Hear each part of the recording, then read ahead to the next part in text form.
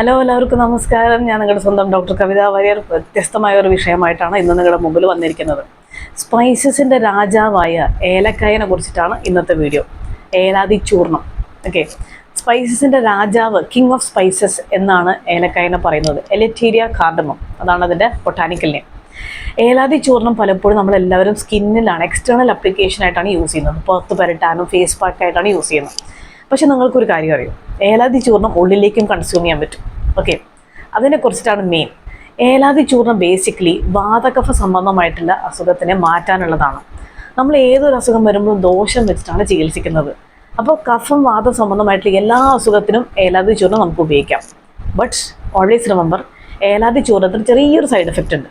വയറുവേദന അല്ലെങ്കിൽ gastric irritation, ഇങ്ങനെ ഡിസ്കംഫോർട്ട് ഉണ്ടാക്കാനുള്ള പോസിബിലിറ്റി ഉണ്ട്.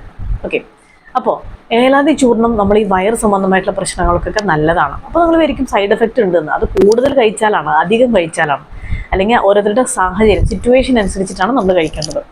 അപ്പോൾ വയറ് സംബന്ധമായിട്ടുള്ള പ്രശ്നങ്ങൾ, അല്ലെങ്കിൽ വിശപ്പില്ലായ്മ, അല്ലെങ്കിൽ ചിലർക്ക് ഒട്ടും വിശപ്പില്ല, അല്ലെങ്കിൽ സലൈവയില്ലേ, സലൈവ ഭയങ്കരമായിട്ട് കൂടുതൽ വന്നാലും, അല്ലെങ്കിൽ കഫം കെട്ടിയിട്ട് അവിടെ ദഹിക്കാതെ ഇങ്ങനെ കിടക്കുകയാണ്.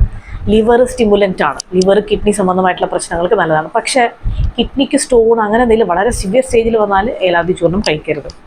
അതേമാതിരി തന്നെ ഒരു ഗ്യാസ്ട്രിക് ഇറിറ്റേഷൻ, ചിലർക്ക് അങ്ങനെയും വരാം ചെറിയ രീതിയിൽ, അപ്പോഴും ഇത് നല്ലത് തന്നെയാണ്. അതേമാതിരി തന്നെ ഏലാതി ചൂർണം എന്ന് വെച്ചാൽ ചിലർ പുറത്തും അപ്ലൈ ചെയ്യുന്നുണ്ട്. പക്ഷേ ഇതിന് പലതരം പ്രോപ്പർട്ടീസ് ഉണ്ട്. ഞാൻ നേരത്തെ പറഞ്ഞത് ലിവർ സ്റ്റിമുലൻ്റ് ആണ്. പിന്നെ ഛർദി വരാതിരിക്കാനും ഛർദിപ്പിക്കാനും ഉള്ളൊരു കഴിവ് ഏലാതി ചൂർണത്തിനുണ്ട്. ഞാൻ സത്യം പറഞ്ഞാൽ അതിൻ്റെ ഒരു റിസർച്ചിലാണ്. അതായത് ആൻറ്റി എമറ്റിക് പ്രോപ്പർട്ടി ഏലാതി ചൂർണത്തിനുണ്ട്. ഈ ഓക്കാനിക്ക അങ്ങനത്തെ ഒരു എന്തെങ്കിലും വന്നാൽ. അതേമാതിരി തന്നെ ഛർദിപ്പിക്കാനുള്ള കഴിവും ഏലാതി ചൂർണത്തിനുണ്ട്. കാരണം ഞാൻ നേരത്തെ പറഞ്ഞൊരു കഫം ഇങ്ങനെ കെട്ടിക്കിടക്കാണ്. അങ്ങനെയുള്ള സാഹചര്യത്തിൽ ഇതിനെ ഛർദിപ്പിച്ച് കളയുക തന്നെ വേണം. അതുകൊണ്ട് പലരും പറയും, നന്നായിട്ട് എൻ്റെ കുട്ടി ഛർദ്ദിച്ചു, അല്ലെങ്കിൽ അവർ ഛർദ്ദിച്ചു എന്നൊക്കെ പറയും. അതിൽ ഭയങ്കരമായിട്ട് ഛർദി 3, 4, 5 കൂടുതലാകുമ്പോഴാണ് നമ്മൾ ശ്രദ്ധിക്കേണ്ടത്. 1, 2 പ്രാവശ്യം ഛർദ്ദിച്ചാൽ കുഴപ്പമില്ല. കാരണം ഛർദ്ദിച്ച് കഴിഞ്ഞാൽ ഉള്ളിലുള്ള കഫം, അല്ലെങ്കിൽ എന്താണ് അവിടെ മ്യൂക്കസ്, ഫ്ലം എല്ലാം കിടക്കുന്നത് ഒക്കെ അത് പുറത്തോട്ട് വരും. അതുകൊണ്ട് അത് നല്ലൊരു കാര്യമാണ്. ഛർദ്ദിച്ച് പോട്ടെ എന്ന് തന്നെയാണ് അതിൻ്റെ ബെസ്റ്റ്.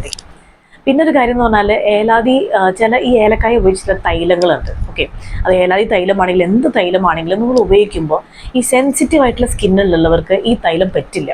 ചിലവർക്കത് പിന്നെയും റാഷസ് കൂടുതൽ ഉണ്ടാക്കുകയുള്ളൂ. ഈ മുഖത്ത് പിമ്പിൾസ് എന്തെങ്കിലും വന്നാൽ അങ്ങനെയുള്ളവർക്ക് ഏലാതി ചൂർണം, അതിൻ്റെ തൈലമായാലും കുഴപ്പമില്ല. ഏലാതി ചൂർണ്ണമാണെങ്കിൽ റോസ് വാട്ടറിൽ മിക്സ് ചെയ്തിട്ട് പുറത്ത് പുരട്ടാം, കുഴപ്പമില്ല.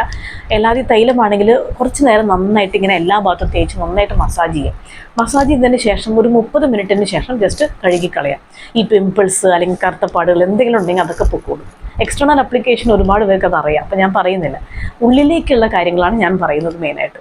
സോ ഇതിനിപ്പോൾ വിശപ്പില്ലായ്മ, ഭയങ്കരമായിട്ട് സലൈവ വരിക, അല്ലെങ്കിൽ ഒരു ഇൻഡൈജഷൻ, ഇങ്ങനെയുള്ള ഒരുപാട്, അതായത് ഓക്കാനിക്കാൻ വരിക. അതേപോലെ തന്നെ ഈ കഫത്തിൻ്റെ ലൊക്കേഷൻ ഞാൻ പറഞ്ഞിട്ടുണ്ട് ഇതിനു മുമ്പ്. കഫത്തിൻ്റെ ലൊക്കേഷൻ്റെ ഇവിടെ മുതൽ ഇവിടം വരെയാണ്, ചെസ്റ്റ് വരെയാണ് കഫത്തിൻ്റെ ലൊക്കേഷൻ. അതുകൊണ്ട് തന്നെ ഞാൻ നേരത്തെ പറഞ്ഞ പോലെ കഫവാദ സംബന്ധമായിട്ട് എല്ലാ അസുഖത്തിനും നല്ലതാണ്. ഗം ഇൻഫെക്ഷനും നല്ലതാണ്. അതേമാതിരി തന്നെ നമ്മൾ ഈ ബാഡ് ബ്രെത്ത് ഉള്ളവർക്ക്, അതായത് വായനാറ്റമുള്ളവർക്ക് ഏലക്കായ ഇതിങ്ങനെ ചവച്ച് കഴിക്കാൻ പറ്റും. അതേമാതിരി തന്നെ ഈ കാറ്ററാക്റ്റ് നല്ലതാണ്, ഗം ഇൻഫെക്ഷന് വളരെ നല്ലതാണ്. പിന്നെ ഇതിൻ്റെ ഏലക്കായ ഉണ്ടല്ലോ, അത് വെള്ളത്തിലിട്ട് തിളപ്പിച്ച് കുടിക്കുന്നത് വളരെ നല്ലതാണ്. ഡിപ്രഷൻ, ആങ്സൈറ്റി, ഇങ്ങനെയുള്ള മൂഡ് സ്വിങ്സിനൊക്കെ ബാലൻസ് ചെയ്യും. മറ്റൊരു കാര്യം എന്ന് പറഞ്ഞാൽ വളരെ ഇൻട്രസ്റ്റിംഗ് ആണ് കേട്ടോ. ഇതും നമ്മുടെ നേച്ചറായിട്ട് ചെറിയൊരു കണക്ഷൻ ഉണ്ട്, ഒരു സ്പിരിച്വൽ കണക്ഷൻ.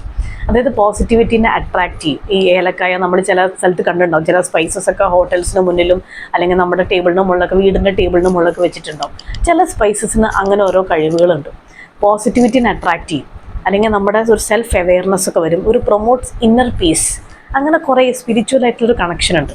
കൂടുതൽ അതിലേക്ക് കിടക്കുന്നില്ല. ബട്ട് നിങ്ങളൊന്നും ആലോചിക്കുക, എല്ലാ സ്പൈസസിനും അതിൻ്റെതായിട്ടുള്ള ഗുണങ്ങളുണ്ട്, അതിൻ്റെതായിട്ടുള്ള സൈഡ് എഫക്റ്റും ഉണ്ട്. അപ്പോൾ ഏത് മരുന്നും ഒരു ഡോക്ടറെ കൺസൾട്ട് ചെയ്തിട്ട് മാത്രമേ നിങ്ങളത് കഴിക്കാവൂ. സോ എന്തെങ്കിലും ഒരു സംശയമോ കാര്യങ്ങളോ ഉണ്ടെങ്കിൽ കമൻറ്റ് ബോക്സിൽ ചോദിക്കുക. അതിൻ്റെ ഉത്തരം എത്രയും പെട്ടെന്ന് നിങ്ങൾക്ക് കിട്ടുന്നതായിരിക്കും. Okay, so take care.